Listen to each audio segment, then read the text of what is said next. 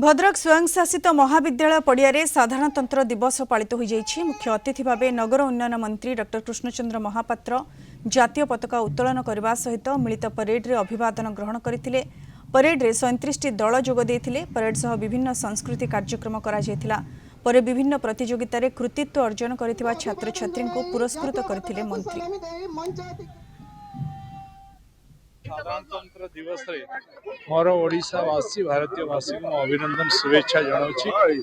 आज भद्रक माटी पवित्र माटी रे आज उपस्थित रही जो पताका उत्तोलन उत्सव रे योगदान देले से मु निजे धन्य मन करुच्ची। निश्चित भाव में वर्तमान सरकार लोकाभिमुखी सरकार डबल इंजिन सरकार केंद्र यशस्वी प्रधानमंत्री नरेंद्र मोदी ओडिशा रे माननीय मुख्यमंत्री मोहन चरण माझी को जो सरकार चलती सी डबल स्पीड रे लोकंकर हितकर कार्य लगी। निश्चित भाव में आगामी दिन में ये ओडिशा एक विकसित ओडिशा 2036 एवं भारत वर्ष 2047 विकसित भारत बनब ए संदेह।